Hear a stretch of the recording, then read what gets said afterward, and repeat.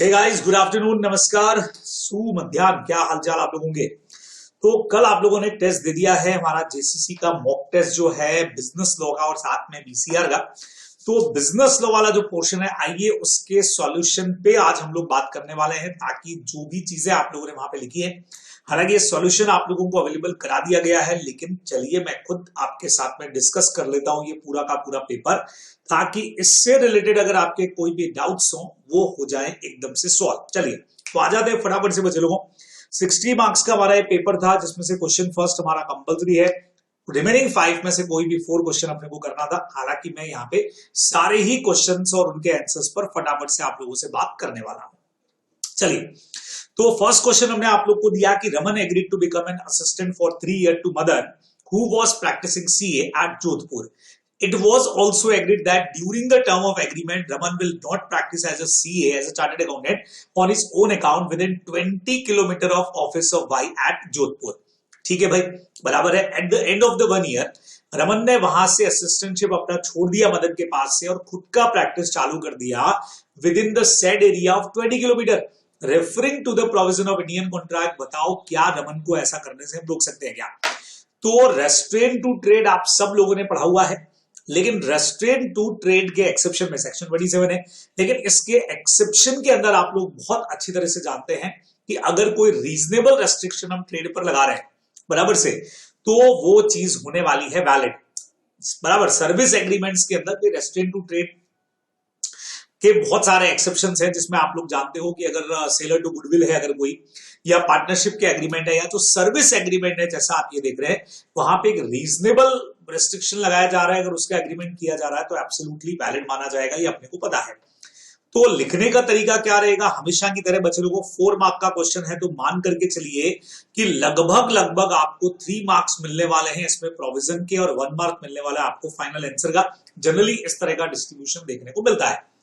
तो सेक्शन 27 कहता है यहाँ पे according to said provision every agreement by which any person is restrained from existing lawful business, trade और business of any kind is that extend void होता है। However in case of service agreement ऐसा restriction valid है, बराबर। और in an agreement of service by which a person bind himself during the term of agreement not to take service with anyone else directly or indirectly promote any business in direct competition with that of his employer is not in restraint of trade. तो ऐसी चीजें restrain of trade नहीं मानी जाएगी कि आप और कहीं पे काम नहीं करोगे, आप जब तक हमारे यहाँ हो कॉम्पिटिटर को प्रमोट नहीं करोगे, खुद का नहीं चालू करोगे, ठीक है, वैलिड है। यहाँ पे भी जो एग्रीमेंट किया गया रमन और मदन का वो बिल्कुल रीजनेबल है। तो 20 किलोमीटर एरिया में आपको काम नहीं करना है, और प्रैक्टिस के लिए 3 साल हमने आपको बोला, जो एक टाइम होता ही अपना प्रैक्टिस को जमाने के लिए, उसके बाद आप अपना शुरू कर दे, ठीक है। तो ये रेस्ट्रेन ऑफ ट्रेड की कैटेगरी में नहीं आएगा। तो बकायदा यहाँ पे रमन के पास में पावर है, सॉरी मदन के पास में पावर है कि रमन के अगेंस्ट में वो इंजेक्शन ऑर्डर लेकर के आ सकता है, और इस सेड 20 किलोमीटर में उसको काम करने से रोक सकता है फॉर अनदर 1 year। बराबर से बहुत सिंपल सा हमारा पोर्शन था, ये अपने को ध्यान में रखना चाहिए। यहाँ पे एक चीज मैं लिख देता हूं, इन्होंने क्या बोला, at the end of 1 year, another 2 year, यहाँ पे मैं थोड़ा सा करेक्शन कर देता हूं क्योंकि 3 साल का हमारा ये मैटर था, तो अनदर 2 year में यहाँ पे कर देता हूं, तो वो थोड़ा सा आप लोग एक करेक्शन यहाँ पे जरूर डाल देंगे। अनदर 2 year के लिए हम उसको ऐसा करने से रोक सकते हैं, बराबर, ठीक है। चलिए सेकंड क्वेश्चन की तरफ चलते हैं बच्चों। The articles of association of XYZ provided that BOD has authority to issue bond, provided such issue is authorized by shareholder by necessary resolution in the general meeting। यानी इतना पढ़ते ही दिमाग में आ जाता है कि बीओडीज लोन तभी ले सकते हैं जब जनरल मीटिंग में एक रेजोल्यूशन पास किया जाए। The company was in dire need of fund, therefore issue bond to mister X, लेकिन without passing any resolution in general meeting. तो पढ़ते ही दिमाग में आना चाहिए, सर ये तो इंडोर मैनेजमेंट वाला पॉइंट है, सर इंटरनल प्रोसीडिंग्स है जो कंपनी ने पूरा नहीं किया, तो क्या एक्स रिकवर कर सकता है अपना पैसा? यस सर, इंडोर मैनेजमेंट में सर आपने बोला था कि कंपनी लायबल होती है, आउटसाइडर को बेनिफिट देता है, मतलब यहां वो कंपनी से पैसा रिकवर कर पाएगा। ये पूरा प्रोविजन हमने आपको लिखने को बोला है। तो अगेन 3 मार्क्स का प्रोविजन लिखना चाहिए, 1 मार्क का आपका फाइनल आंसर। बच्चे लोगों, इंडोर मैनेजमेंट पूरा प्रॉपर तरीके से आपको इधर समझाने का था। रॉयल ब्रिटिश बैंक वर्सेस टर्कवाइड का जरूर यहां पे दीजिए, बराबर। अब उसका सर डिटेल भी देना है क्या? अगर देते हैं तो ठीक है, अदरवाइज कोई खास बात नहीं है, आप क्वेश्चन को समझा दीजिए और प्रॉपर तरीके से इंडोर मैनेजमेंट किसका एक्सेप्शन है कि भाई कंस्ट्रक्टिव नोटिस हमारा रूल है, उसका एक्सेप्शन ये, वो पूरा समझा दीजिए और फाइनल आंसर में आप दे दीजिए accordingly here in this case Mr. X can recover the money from company considering that all required formalities जो भी होगी वो कंपनी ने कंप्लाई कर ली होगी। भाई ये मिस्टर एक्स को देखने का जरूरत वहां पे नहीं है, बराबर। तो मेरे ख्याल से कोई दिक्कत नहीं यहाँ पे भी। नेक्स्ट क्वेश्चन बचे लोगों, डायरेक्ट हमने आपसे पूछ लिया, डिलीवरी का मीनिंग आप बता दीजिए और साथ में आपको बताना है इसके फॉर्म। 4 मार्क का क्वेश्चन है, तो समझ के चलिए कि हर एक चीज यहाँ पे 1 मार्क्स की होने वाली है। इस तरीके से मार्किंग जनरली इसकी रहनी चाहिए, बराबर से। कि डिलीवरी का सबसे पहले डेफिनेशन दे दो, voluntary transfer of position from one person to another. Section याद हो तो लिखना, रॉन्गली याद है तो लिखने का जरूरत फिर नहीं है, या कंफ्यूजन है तो मत लिखना, बराबर। एक्चुअल डिलीवरी, कंस्ट्रक्टिव और सिंबॉलिक सब आपको पता है अच्छी तरह से, मीनिंग सब आपको पहले से आते हैं, आप सबने अच्छे से पढ़ा हुआ है, तो बहुत आराम से आप इसका आंसर इस तरह से ड्राफ्ट कर सकते हैं। चलिए नेक्स्ट पे आता हूं बच्चों। थ्योरी क्वेश्चन पे मैं ज्यादा डिस्कशन नहीं लगा रहा हूं।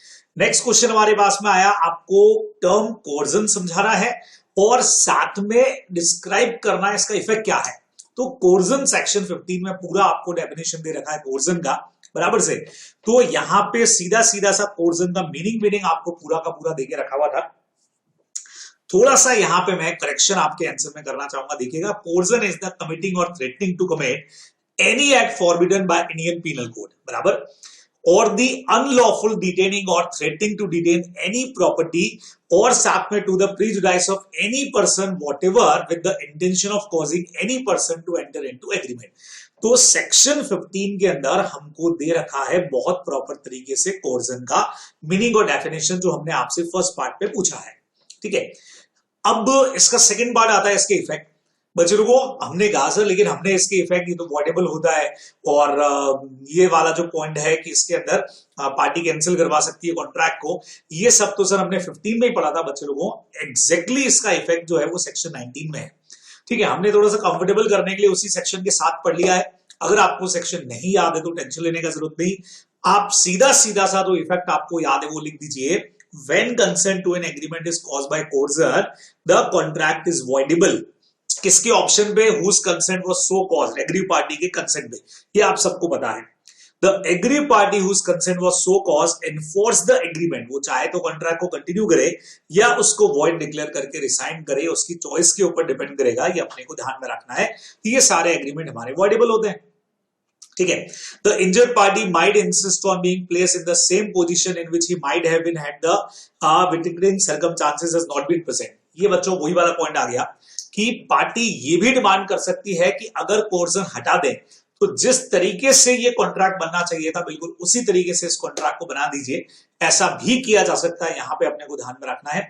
And where a contract is voidable and party entitled to avoid decided to do rescinding it, तो आपको बेनिफिट रिस्टोर करने पड़ेंगे। ये सारी बातें आप लोगों ने सेक्शन 19 में पढ़ी हैं। तो 5 मार्क का क्वेश्चन है, तो डेफिनेशन 2 नंबर का लगभग, और रिमेनिंग जो इफेक्ट वाला पोर्शन है वो 3 मार्क्स का हमारा जाना चाहिए, अपने को ध्यान में रखना है। तो सर हम सेक्शन 19 से लिखे या 15 के अंदर से लिखते, देखिए मैटर हो ही रहेगा, बराबर, कि आपका कॉन्ट्रैक्ट वॉइडेबल रहेगा, चाहे तो कंटिन्यू करो चाहे तो कैंसिल करो। अगर कैंसिल करते हो तो रीस्टोरेशन ऑफ द बेनिफिट करना जरूरी होगा। ये सारे पॉइंट आपको अपने आंसर में जरूर डालने चाहिए, बराबर। तो यहां से आपको पता भी लग जाएगा कि ऐसा क्वेश्चन अगर एग्जाम में आता है तो वहां से हमारा आंसर जो है वो बनना चाहिए, ठीक है। चलिए नेक्स्ट क्वेश्चन बच्चे लोगों, प्रोविजन हमने आपसे पूछ लिए। डिजिग्नेटेड पार्टनर जो है उसका आपको सीधा सीधा प्रोविजन बताना है। बहुत छोटा सा क्वेश्चन है, 5 मार्क का क्वेश्चन है। तो सबसे पहले तो इसका डेफिनेशन 2J में दे रखा है, बराबर, और रिमेनिंग पोर्शन सारा का सारा जो है वो आपको मिलने वाला है सेक्शन नंबर 7 में, है ना। एटलीस्ट 2 डेजिग्नेटेड पार्टनर होंगे जो इंडिविजुअल होंगे और इनमें से एक कम से कम रेजिडेंट इन इंडिया होना चाहिए। और जहां पे all the partners our body corporate है, एक से ज्यादा इंडिविजुअल और बॉडी कॉर्पोरेट है, तो 2 इंडिविजुअल हमको चाहिए, ठीक है, 2 चाहिए, या फिर बॉडी कॉर्पोरेट के नॉमिनीज यहां अपॉइंट हो सकते हैं, अपने को ध्यान में रखना है। रेजिडेंट ऑफ इंडिया का मीनिंग हमने क्वारी कर लिया था आईसीई से, कंपनीज एक्ट में चेंज हो गया, लेकिन इसके लिए अभी भी 182 डेज ही है, बराबर। ये मैंने बता भी दिया था आप लोगों को, तो यही अपने को फॉलो करना पड़ेगा, यहाँ पे आप लोग ध्यान में रखने वाले हैं, बराबर। तो इस तरीके से इसका आंसर 5 मार्क का क्वेश्चन है। जनरली ऐसे क्वेश्चंस पर डिवीजन नहीं रहता है, डायरेक्टली आपने जितना मैटर लिखा उसके हिसाब से मार्क्स आपको मिल जाएंगे, बराबर। नेक्स्ट पे आते हैं बच्चों को, बहुत सिंपल क्वेश्चन था। एक 2 नंबर का क्वेश्चन है, तो बहुत छोटा सा मैटर चाहिएगा, सीधे सीधे से पॉइंट के लिए देखिए, हमने आपसे यहाँ पे क्या पूछ लिया बच्चे लोगों, समझना, हमने पूछ लिया collateral agreement to a void agreement is also void. तो वॉइड का कोलेटरल वॉइड होता है, करेक्ट है या इनकरेक्ट है बच्चों? यहाँ पे सीधा सीधा हमारा आंसर क्या जाने वाला है? आंसर हमारा जाएगा भाई इनकरेक्ट जाएगा। Collateral agreement to a void agreement is also void. क्या कहते हो? ये करेक्शन डालना पड़ेगा लगता है मुझे, नहीं यहाँ पे, ये तो इनकरेक्ट है भाई, इनकरेक्ट है। When a transaction is simply void but not illegal, the collateral transaction to an agreement may be enforced by execution। आप enforce करवा सकते हैं। जैसे ए ने बिजनेस स्टार्ट किया माइनर के साथ में और पैसा बोरो किया सी से, तो मेन बिजनेस एग्रीमेंट भले वॉइड है लेकिन ए और सी के बीच का वॉइड नहीं होगा, कोलेटरल एग्रीमेंट नॉट अफेक्टेड जाएगा। ये अपने को यहाँ पे ध्यान में रखना चाहिए, ठीक है। तो क्वेश्चन क्या पूछा है? Collateral to void agreement is also void. जी नहीं, ये करेक्ट नहीं है, इनकरेक्ट जाएगा। मैं यहाँ पे करेक्शन डाल देता हूं बच्चे लोगों, इनकरेक्ट जाएगा। मैं वहां पे भी मेन कॉपी में भी इसको चेंज करवा दूंगा, तो इनकरेक्ट जाने वाला है। चलिए थर्ड के ए में हम लोग पहुंचते हैं। Partnership forms by an agreement not by status of law. ये क्या चीज हो गई बच्चे लोगों? स्टार्टिंग बेस पे ही 2 नंबर का सिंपल सा क्वेश्चन हमने पढ़ा हुआ है कि पार्टनरशिप जो है, आपको याद है मैंने क्लास में कहा था कि हस्बैंड वाइफ साथ में बिजनेस कर रहे हैं, फादर साथ में बिजनेस कर रहे हैं, but they are not partner जब तक उनके बीच में एग्रीमेंट नहीं है। तो सेक्शन 4 में सबसे पहले तो पार्टनरशिप का डेफिनेशन दे दो, फिर there must be an agreement between the person as a partner. फिर भले ही वो एग्रीमेंट एक्सप्रेस हो, इंप्लाइड हो, चाहे ओरल हो या रिटर्न हो, कोई फर्क नहीं पड़ता। Even father and son, husband and wife who business together can not be called partner, because उनका स्टेटस जो है वो बिल्कुल अलग अलग है, मतलब उनका स्टेटस है ये, इस वजह से वो पार्टनर नहीं कहलाएंगे। उनके बीच में एग्रीमेंट का होना बहुत जरूरी है, ये आप लोग को ध्यान में रखना था। तो सिंपल सा 2 नंबर का क्वेश्चन है। चलिए नेक्स्ट पे आते बच्चे लोगों, कमेंट ऑन पार्टनर बाय एस्ट्रोबल और होल्डिंग आउट क्या होता है? सिंपल सा डेफिनेशन है, a partner by estoppel is one who represent himself to be a partner in a firm. Actual partner बेचारा है ही नहीं, किसी ट्रांजेक्शन में उसने अपने आप को पार्टनर रिप्रेजेंट कर दिया और रियली में वो है नहीं, तो बाद में मना भी नहीं कर सकता। Some time a person who is not really a partner represent himself to be a partner, और जो फर्म के साथ डीलिंग कर रहा है वो उसको पार्टनर बिलीव कर लेता है, तो बाद में वो पार्टनर मना नहीं कर सकता है। बहुत सिंपल सी बात थी। और इस पर हमारा एक एग्जाम्पल है बच्चे लोगों, बहुत सिंपल, हमेशा मैं जो आपको देता हूं वैसे ही एक बढ़िया सा एग्जाम्पल यहाँ पे आप लगा दीजिए, बहुत इजीली आप इसका आंसर जो है वो ड्राफ्ट कर पाएंगे। ये ज्यादा मैटर है नहीं, तो थ्योरी समझाइए, थ्योरी के साथ एक एग्जाम्पल लगाइए, बढ़िया सा आंसर आप लोगों का बन जाएगा। चलिए नेक्स्ट पे आते बच्चे लोगों, सी पर Amit of Mumbai took a bet of 1000 okay with Bhanu that a certain horse would win a certain race. Bet लगाया उन्होंने, आपस में शर्त लगा लिया है 1000 रुपए का, certain horse. Under this agreement Amit had to deposit 200 with Bhanu. 200 रुपया भानु के पास उसको डिपॉजिट करने का था। Since Amit had no money, Amit के पास में तो कुछ पैसा है नहीं, he approached his friend Murari who advanced him ₹200। उसने 200 रुपए का एडवांस इसको दे दिया। अमित जो है वो बेट में लॉस्ट हो गया, हार गया, and refuse to repay amount to Murari, और उसने मुरारी को पैसा देने से मना कर दिया। क्या मुरारी यहाँ पैसा रिकवर कर सकता है क्या? और जो समझना, तो अमित ऑफ मुंबई जो है टुक अ बेट 1000 फ्रॉम भानु, बराबर, और 200 रुपया उसको भानु को देना है, और ये पैसा उसने अपने दोस्त मुरारी से लिया है। और जब बैट हार गया तो उसने मुरारी को वापस 200 रुपया लौटाने से मना कर दिया है। तो क्या मुरारी पैसा रिकवर कर पाएगा क्या बच्चे लोगों? आइए, ये हमारा वेजरिंग का मैटर हो गया। According to section 30 of Indian contract act, हम लोग जानते हैं यहाँ पे सिस्टम क्या है, wagering agreements are void.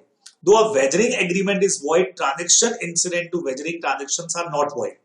Incidental का मतलब होता है बच्चों सब्सिडरी ट्रांजेक्शंस, ठीक है। When a transaction is simply void but not illegal, collateral transaction would be valid। अब हम कहेंगे सर ये तो हॉर्स रेस का मैटर है, मानो that a certain horse would win in a certain race। बच्चे लोगों, हॉर्स रेस का मैटर आप लोग सबको पता है कि सर वहां तो हमने पढ़ा था कि अगर 500 से कम का अगर कोई होता है तो वॉइड होता है, लेकिन 500 या उससे ऊपर का हो तो वैलिड होता है। बात आपका बिल्कुल सही है, लेकिन ये सारा का सारा जो हॉर्स रेस है, मुंबई की बात हो रही है बच्चों, तो अपना आंसर देखेगा इन state of Gujarat and Maharashtra wagering agreements and collateral transactions जो होते हैं वो आर इलीगल एंड वॉइड। आगे समझना, in this question agreement between Amit and Bhanu is wagering agreement which is void and illegal because place of agreement is Mumbai यानी कि महाराष्ट्र। बराबर। सो जो कोलेटरल ट्रांजेक्शन रहेगा अमित और मुरारी का वो ऑल्सो क्या हो जाएगा, void and illegal. So Murari can not recover money from Amit, otherwise वो रिकवर कर सकता था, ये अपने को ध्यान में रखना चाहिए। बहुत सिंपल सी हमारी बात हो गई है, ठीक है। तो इस वजह से बच्चों यहाँ हॉर्स रेस पे पैसा नहीं लगाया, यहाँ पे एक बेट वहां पे लगाई गई है, और बेट लगाना जो हमारा है वो सीधा का सीधा वेजरिंग ट्रांजेक्शंस में जाएगा, और चूंकि मुंबई के अंदर है इसलिए ये एब्सोल्युटली वॉइड और साथ साथ में इलीगल भी माना जाएगा। ये आप लोग को यहाँ पे ध्यान में रखना चाहिए, बराबर, ठीक है। नेक्स्ट के ऊपर आ जाऊं मैं फटाफट से। नेक्स्ट क्या बोला है बच्चों, explain the condition as to merchantability and condition as to wholesomeness under SOGA. तो आई थिंक मुझे इसमें समझाने का कोई जरूरत नहीं है, डायरेक्ट पॉइंट है बच्चे लोगों। मर्चेंटेबिलिटी वाला पॉइंट आप समझा सकते हैं बहुत प्रॉपर तरीके से कि गुड्स में जो चीज होना चाहिए वो होना ही चाहिए। पेन अगर है तो बट ऑब्वियस से चलना चाहिए, है ना, अपने बात किया था। तो वो सारे जो हमारे पॉइंट्स है वो इसके अंदर यहाँ पे आने वाले हैं, ठीक है। और जहां तक बात करें होलसमनेस की, तो इटेबल थिंग्स जो भी होंगी, खाने पीने की जो चीजें होंगी, उनके अंदर हमारा होलसमनेस वाला पॉइंट लगने वाला है, जो मर्चेंटेबिलिटी का एक पार्ट माना जाता है। मिल्क वगैरह का जो एग्जाम्पल है वो आप इसके अंदर दे सकते हैं, बहुत बेहतरीन तरीके से ध्यान में रखेंगे। नेक्स्ट पे आता हूं बच्चों, Sonesh and Saurabh are practicing C and working in partnership. Sonesh places an order to Sushant for supply of 10 bag of rice on credit. The order is placed in the name of the firm on the letterhead of the firm. Okay, practicing chartered है वो, बराबर। उसने एक order place किया 10 bag of rice का, और order firm के letterhead पे गया है। सोनेश जो है वो साइन करता है इस पर as one of his partner. Okay, is the firm liable? सवाल ही नहीं है भाई, फर्म के बिजनेस से रिलेटेड तो है ही नहीं। The Partnership Act state that every partner is implied authority to act as an agent of the firm. Agent होता है फर्म का, subject to the provision of the act. Thus, every partner is an agent of firm. He can therefore deal with any third party for and on behalf of the firm. When a partner deals with a third party as an agent of firm, तो वो firm को bound करेगा bye इस dealing, और contractual relationship बनेगा third parties के साथ में, अपने को समझ में आता है। लेकिन आगे बढ़ते हैं। The rule is that partner is the agent of firm for the purpose of the business of the firm. ये सारे ट्रांजेक्शन जो पार्टनर करे उसके ऊपर नहीं लगता है, ओनली वो एक्ट उसने किए हो for the purpose of the business of the firm. अब ऐसा तो है नहीं भी सीए का फर्म है, चावल खरीदा होगा, जो भी क्लाइंट आएंगे उनको बढ़िया क्या वेज पुलाव जीरा राइस बना करके खिलाएंगे, ऐसा तो नहीं किया होगा ना। तो in this question firm is CA firm, one of the partner, ये क्वेश्चन की डिटेल आ गई। और यहाँ पे फर्म जो है वो बिल्कुल राइस का कनेक्शन फर्म के बिजनेस के साथ है ही नहीं, सो फर्म इज नॉट लायबल, ये अपने को आंसर में ध्यान में रखना चाहिए था, बराबर, एकदम सिंपल। नेक्स्ट क्वेश्चन पे आ जाओ, बहुत फटाफट हम लोग कर रहे हैं, कम टाइम में ज्यादा बेनिफिट आप लोग को मिल जाए। J, the owner of a Fiat car wants to sell his car. For this purpose, he hand over the car to P an agent. Agent को दे दिया और उसको बोला 50,000 से कम में नहीं सेल करने का। बच्चों ये क्वेश्चन हमने बहुत बार किया, एमटीपी के अंदर हम लोग उसको लगातार कर चुके हैं। उसने 40,000 में ए को सेल कर दिया, वो buys car in good faith and without notice of any fraud, ठीक है। और ये जो पी एजेंट है इसने क्या किया, पैसे का भी मिस एप्रोप्रिएशन कर लिया। सेम क्वेश्चन हम लोग डिस्कस कर चुके हैं। जे जो है वो ए पर केस करता है कार वापस लेने के लिए कि भाई कार वापस करो मेरा, नहीं हो सकता बच्चों, section 27 sales of goods act again. Same question हम लोग एमटीपी के अंदर कर चुके हैं, नहीं रिकवर कर सकता उस कार को बिकॉज ओनरशिप का ट्रांसफर हो गया। सेल बाय मर्केंटाइल एजेंट वाला पॉइंट लगाना, एमटीपी में मैं आपसे पूरा ये डिस्कस कर चुका हूं, पूरा का पूरा पॉइंट, बराबर, कि कोई भी अपने से बैटर ट्रांसफर टाइटल नहीं कर सकता, इसके एक्सेप्शन में सेल बाय मर्केंटाइल एजेंट। और लेने वाले ने अगर गुड फेथ में ले लिया तो कार तो यहां मिस्टर ए की हो जाएगी। जे के पास एक ही राइट है अपने एजेंट से पैसा वसूल करे, जो भी 40,000 प्लस 10,000 रुपया उससे वसूल करे, ठीक है। तो ये अपने को पूरा लिखना है बच्चों, देख लो। A buys the car in good faith without notice of fraud by P, उसको नहीं पता कि एजेंट ने फ्रॉड वर्ड किया होगा, so he got better title on car. और जे को यहाँ पे can not succeed in suit to recover the car, car तो एक ही हो जाएगी, जो नया बायर है उसकी हो जाएगी, अपने को ध्यान में रखना है। चलिए नेक्स्ट पे आते हैं। MNB private limited is a company registered under companies act with a paid up share capital. 75 lakh का पेड अप शेयर कैपिटल है बच्चों इसका। सेम क्वेश्चन हमने किया भी है प्रैक्टिस क्वेश्चंस के अंदर। 30 लाख का इसका टर्नओवर है। मीनिंग बताना है आपको स्मॉल कंपनी का, स्मॉल कंपनी के लिए नाउ टाइम बच्चे लोगों का टर्नओवर हो चुका है कितना, 20 करोड़ का ना, और कैपिटल है 2 करोड़ का। तो कैपिटल तो भाई 75 लाख 2 करोड़ से कम है, लेकिन टर्नओवर 30 करोड़ से 30 करोड़, सॉरी टर्नओवर 20 करोड़ होना चाहिए, इसका 30 करोड़ है। स्मॉल कंपनी तो नहीं होगा, MNB is a status, no नहीं होगा। लेकिन अगर टर्नओवर 20 की जगह 15 हो जाए तो मतलब जो भी अभी है 30 उसकी जगह 15 हो जाए तो इन द लिमिट चला जाएगा, फिर ये कंपनी स्मॉल कंपनी हो जाएगी। तो हमेशा की तरह बच्चों 6 नंबर का क्वेश्चन है जबरदस्त वाला। पहले तो पूरा प्रोविजन तुमको लिखना पड़ेगा बढ़िया तरीके से, लगभग लगभग 2 से 3 नंबर का प्रोविजन ही हो जाएगा। पूरा प्रोविजन भी पूरा यहां तक लिखना है, इसके एक्सेप्शन वाले पॉइंट भी, होल्डिंग सब्सिडरी पे नहीं लगता है, सेक्शन 8 कंपनी पे नहीं लगता है, और other body corporate special act पे बनी हुई पे नहीं लगता है। फिर फर्स्ट वाला पार्ट बच्चे लोगों, पहली कंडीशन पूरी हो रही है, दूसरी में 30 करोड़ का टर्नओवर है जबकि हमको 20 चाहिए, so not avail the status of small company. लेकिन सेकंड वाले में अगर टर्नओवर 15 करोड़ का हो जाए तो दोनों कंडीशन सेटिस्फाई हो जाएंगी, तो स्मॉल कंपनी का स्टेटस अवेल हो जाएगा। ये अपने को ध्यान में रखना चाहिए। चलिए नेक्स्ट क्वेश्चन बच्चों डायरेक्ट है, what do you mean by appropriation of payment. तो बहुत डायरेक्ट क्वेश्चन है, आप लोगों को रूल पता है, हमने अभी अपने एमटीबी 2 में इस पर एक प्रैक्टिकल क्वेश्चंस भी करके देखा है कि पहले वो होता है ना, एक पर्सन से बहुत सारा अमाउंट ड्यू है और वो पूरा अमाउंट पे नहीं करके इंस्टॉलमेंट में पे कर रहा है, तो कौन सा अमाउंट किसके साथ एडजस्ट होना चाहिए। तो सबसे पहला डायरेक्ट इंडिकेशन, नहीं तो कोई अमाउंट मैच कर रहा है तो इम्प्लाइड वाला, नहीं तो फिर जो भी डेटर है उसने जैसा मतलब क्रेडिटर अपना डिजायर से करेगा, ठीक है, उसमें भी जो फर्स्ट आया उसको पहले से एडजस्ट करना है। ये सारे पॉइंट अपने को लेने हैं, इंटरेस्ट पहले एडजस्ट करना है, बिल्कुल प्रॉपर थ्योरी पॉइंट है जो आप लोग दे सकते हैं।